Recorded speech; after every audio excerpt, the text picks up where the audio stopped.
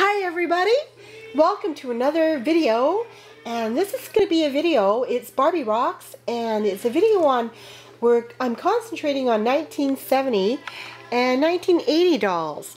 So what I've done is I've gone through my collection, I've dressed all the dolls, and I'm going to just talk about some of the dolls from that specific era, and I want to show you all the beautiful clothing from that specific era. And some interesting facts about these dolls, and some comparison from dolls that were made from 1970s compared to the 1980 dolls, and what we're looking for in terms of the difference. Okay, so what I'm going to do first is, if I look at these dolls here, I want you guys to see something that I can picture in this. If I look at these dolls here, these dolls have like a skinnier face. It's got like beautiful eyelashes. And the weight of these dolls are pretty heavy in terms of the plastic that was used in the 1960s. So let's take it. Hi there folks. Let's take a look at the profile. So look at the profile here. And let's just get a good look at the side profiles of these dolls. Very dainty. Yeah, beautiful. Look at the eyelashes. And they've got like a little pouty lips, so I would sort of say that they have like a Steffi, what I call a Steffi type face, in terms of the lips. And the jaw lines are a lot slender. Because if we look at dolls that were made in 1970, they have eyes that were like wider, painted much more bigger, and much more brighter. Their faces were a lot wider in the width of it, and they just didn't have the look like the vintage dolls do. The vintage dolls just have a different look in that specific era. I just want to do a little bit of comparison on what we're looking at when we're looking at dolls from the vintage era as compared to dolls from the 1970s era. I'm just going to zoom in on the eyes for you, because the eyes can actually date a doll. It can tell you what period you're working with. We're looking at the eyes of these dolls, and they're like more or less the 1970s. And I'm going to actually point out some of the dolls that we have in this collection, like the Crystal Barbie. We've got like some of the TNT Twist dolls. We've got the Marlo Flip doll. I've got the Kissing Barbie. And this one specifically, you sort of like push a button at the back of her bodice, and she tilts her head and she kisses. So I think that's really adorable. Okay, we're going to go over to this side. I'm going to move the camera up because I'm going to show you a Western Barbie. This one here is called a Western Barbie, and she's pretty adorable. She has an eye that winks. Again, there's something specific about her on the back of her neck. And I'm just going to rotate the camera a little bit and show you a really, really interesting doll called Tuesday. What's her name? She's called Tuesday Taylor. Tuesday Taylor. Now this is a really interesting doll. We're going to show you why, because she can flip. You can flip her head and she will turn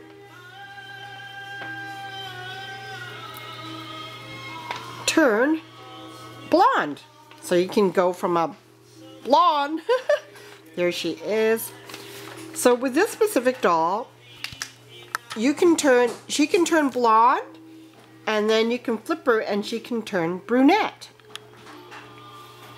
I think she looks more beautiful. Yeah, so there's the blonde version of her, and here's the brunette version of her. Look at her face and her profile. Yes, beautiful. Yeah, and she's got she's got rooted eyelashes. Rooted eyelashes. She was made in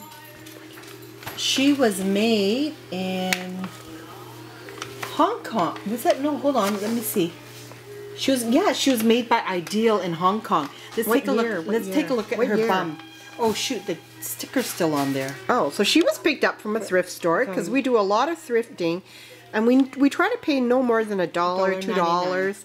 She's picked up at the Goodwill store for $1.99. Look at this. Look at her bum. It says 1975, Hollis, New York, and made in Hong Kong by the company Ideal.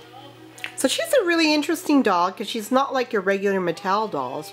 She's a little bit more specific, and I think she's really fascinating and very interesting to the doll collectors. She's beautiful, and on the back of her neck, it says 1975 Ideal. 1975. Yeah, okay. How beautiful is she? And she's quite heavy too. And her little wrist can move up and down, and she's got rubber legs and very flexible. Okay, let's move on to another doll because we've got so many dolls to cover here. I'm going to pull up this doll here. I think she's quite interesting. She is, I think let's look at the back of neck and date her. I think she's, can you check the back of her? Okay. And check and let the viewers know what year she was produced. Okay, there's nothing on the back of the neck, on her torso. On the back of her body, it says Mattel, 1966, Taiwan. Okay. So, you know what? Taiwan, okay, so I noted that from 1959 to 1976, the countries that made dolls were Japan, Mexico, Taiwan, and Hong Kong. And in 1978, I think onwards, the manufacturer countries were Philippines, Mexico, and Malaysia. Okay, that's good to know. That's really interesting. Now, both of us found this doll here, and it was a vintage find. And this is a really interesting doll. We're going to have to explain why. We were a little bit confused about the date this doll was produced because we're getting a bit of difference in the year that is found on the back of her head as compared to the date that is found at the back of her bodice. So on the back of the neck, it says Mattel Incorporated 1975, but on her body has it says 1993 Mattel China. So we're kind of confused as to, was this doll made in 1993 or was it made in 1976? Is it 1976? 1976, yes. Yeah. So was this doll produced in 1976 or 1993? Because the body's 1993 stamped China and the head says 1976. So if there's a viewer out there can actually solve this question for us, we would greatly appreciate it. Because what we've noticed was usually on the body of the Barbie dolls, it's an earlier date, like 1966. And then the heads are usually a later date, like 1975. So this, I'm not quite sure. So it's a kind of puzzling question to us. Like I said, there's a lot to know about Barbies, and that is a very interesting question. So if any of these beautiful viewers out there can tell us the answer to that question, I will truly appreciate it. Okay. Okay, let's go look at some of the other dolls we have here. Now here's another doll. And this is a 1970s doll. I found her again at a thrift store. She's missing the other legging. But look at the colors of the doll. Look at the way the outfits were made in the 1970s. Look at the color coordination, the jacket, and look at the face. We can just clearly look at the eyes, and it tells you're looking at a 1970 doll because of the way the eyes were colored. They're pretty full, and they're more rounded, and you can just date these dolls. Okay, let's take a look at the back of the neck on this. Let's check out this doll here. See? That one says 1975 on the back of this neck. Okay. Okay, and then let's check her back of her torso. So if we open this up, okay, and her torso says China 1966. China 1966, and her head says 1975. So is she a 1975 doll? Okay, that's another good question. Anybody out there, those doll lovers out there who know a little bit more about this stuff, please let me know. I'd appreciate a comment. Okay, let's look at this here. This is called your Malibu Barbie. A beautiful doll. And what I like about her is that her face is designed a little bit different than your regular dolls. I love her. I love her, love her, love her. Look at the beautiful original Barbie clothes that I found her in. I found her at a Goodwill store. I found this Malibu Barbie. Like, I've seen some Malibu Barbie dolls, and they've had blonde hair, but hardly any hair. But this one I found was beautiful because look at the mound of hair she had. She had a lot of curls for some reason, and she wasn't made like your regular Malibu dolls. I don't know why she had more hair and whether it curled nicely. She was just a pretty face. She was an awesome find because these kind of dolls are not as easy to collect as some of the contemporary dolls here. And I think I found her at Valley Village. But take a look at the back of the neck. Okay, there's no marking. But on the body, okay, let's check the bum, what it says. But it's quite detailed. Look at the bum marking. Can you get that? So on the bum marking, it says 1966, Mattel Incorporated, made in Japan. So this one was made in Japan. So how neat is that? I found the Japan dolls quite beautiful. And she was quite heavy. Very petite, this Malibu doll. Like the body-wise, I found very petite. Okay, so I've pulled up Crystal Barbie. What's really fascinating about Crystal Barbie is she comes with all this beautiful jewelry. If we check her earrings, then we can check her neck earrings, and she comes with a nice ring. Now her dress is more like a Crystal Barbie. It's got like a sort of a plastic sheen to it with multicolor sort of dimensions of sort of like a glistening type glow to her dress. But she's called a Crystal Barbie, and I just wanted you to get a good look at her and how you can identify her face, which belongs to Crystal Barbie. Okay, what year was Crystal Barbie made? Do you know? I think check the back of her. Let's open her up. Okay, she was made in the Philippines, and the stamp was not on the bum, but on the torso. Okay, that's very interesting fact. I want to just show you something that I found quite neat. Okay, when you're Barbie collecting. Okay, this one, Crystal Barbie, look at her, how dainty her foot is. See how small that is and dainty? Now, take a look at Tuesday Taylor's foot. Look at the difference. Like, my goodness.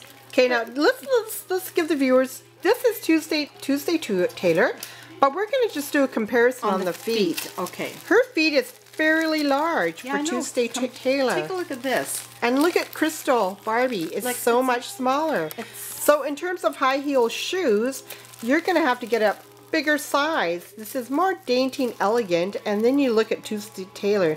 She's got actually large feet. Let me put it on the white here so you can see the difference of foot size. Look how massive Tuesday Taylor's foot is. And look how dainty Barbie's foot is. So probably when you're collecting for Tuesday Taylor, you'd probably have to find shoes specifically made for that doll. But it was kind of interesting.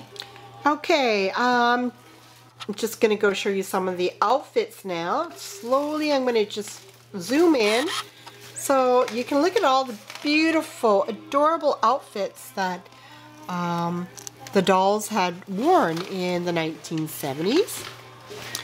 For those that are interested in looking at some really collectible dolls and collectible outfits, here we go. Let's go up here and look at some of the collectible outfits here that the dolls are wearing. Now, keep in mind that Barbie Rocks only buys, well, not only, but I try to find thrift hauls and dolls that are reasonable price for $2.99 or less, and a lot of these dolls come in that category. So I'm very proud of the finds. I hope you enjoy the finds, which I show you on a weekly basis. I'm just going to go down here and show you some of the outfits to the dolls.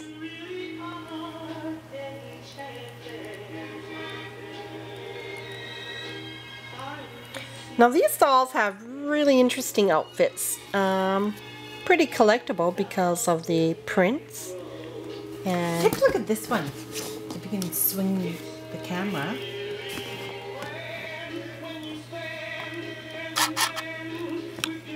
Okay, let's have a look at the shoes. Yeah, I wanted to show you this one. Okay, so this one here, I just picked this doll, not more for the doll for collectible, but for her outfit. So sometimes, you know, we can donate back the doll, but take the outfit. But look at this one. This is a really cute outfit. Yeah, I've never seen this one. It looks 1970-ish. It's a 70s outfit. She's got like a jacket and a cool jumpsuit. And look at her pump, her shoe. And her shoes are quite adorable. How cute is that? Yeah, and this yellow jumpsuit is, I haven't seen one like this. It's quite rare, I think.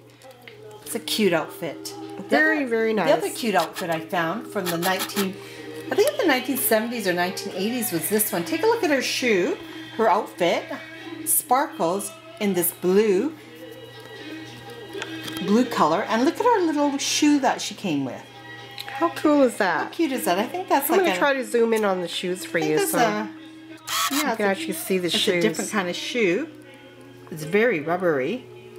And but look at her, the outfit is really interesting too. Yeah. I've never seen that, and that might be a collectible for those who are into this type of fashion and you're looking for a jumpsuit like that. I've never seen that either, but I really like it. And I really loved her face because it was so soft, and her hair color. I didn't come across many Barbies with that hair color, so I just wanted a variety in the collection with different hairstyle, different hair colors, and the really pretty face, like so soft and dainty. Right. And now, I've pulled up a doll here, which fascinates me, because here's a doll that I picked up, and if we look at her body, she's a 2009 doll. So what that means is she's a modern doll of our day and times. She's not a vintage doll. She's more of, I wouldn't say contemporary, I would say she's modern. Okay, so what I wanted to show the viewers is if we look at this doll, we feel her body, it's pretty much of a cheap plastic. And then the legs, doesn't have the ability to bend. She doesn't have any articulated joints. Very cheaply made. Her arms can actually like sort of pull itself out, and she can twist and turn. But you know, in terms of comparison, this doll compared to some of the dolls from years ago, 40 to 50 years ago, there's a huge difference. The difference is the plastic is solid. She has the ability to bend her legs. Her arms can actually rotate nicely.